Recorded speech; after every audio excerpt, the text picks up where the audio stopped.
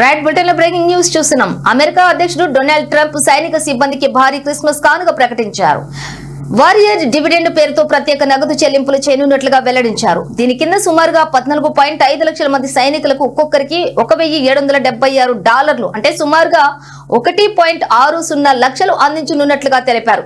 దేశానికి సైనికులు చేస్తున్న సేవలు, త్యాగాలకు గుర్తింపుగా ఈ నిర్ణయం తీసుకున్నట్టు చెప్పారు.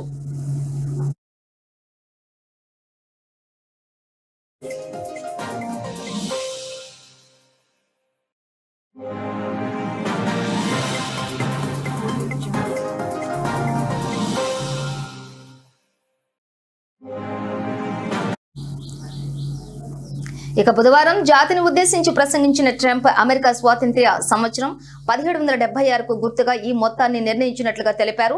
విదేశీ ఉత్పత్తులపై విధించిన సుంకాలు ఇటీవల ఆమోదం పొందిన బిల్లు ద్వారా ప్రభుత్వానికి భారీగా ఆదాయం వచ్చింది. ఆ డబ్బుతోనే మా సైనికులకు క్రిస్మస్ లోపు ఈ వారియర్ డివిడెండ్ ను అందిస్తున్నాం. ఈ డబ్బుకు మన సైన్యం కన్నా ఎక్కువ అర్హులైన వారు ఎవరూ లేరు అని ట్రంప్ వ్యాఖ్యానించారు. చెక్కులు పంపే ప్రక్రియ ఇప్పటికే మొదలైందని ఆయన వెల్లడించారు.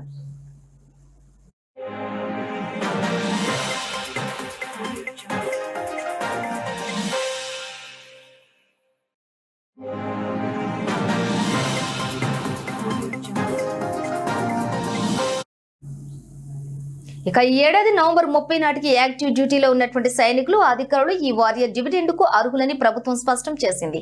ఇటీవల కాలంలో ద్రవ్యోల్బణం, ఆర్థిక నిర్వహణపై విమర్శలు ఎదుర్కొంటున్న ట్రంప్ ప్రజాదరణ పెంచుకునే వ్యూహంలో భాగంగానే ఈ ప్రకటన చేశారని రాజకీయ విశ్లేషకులు భావిస్తున్నారు.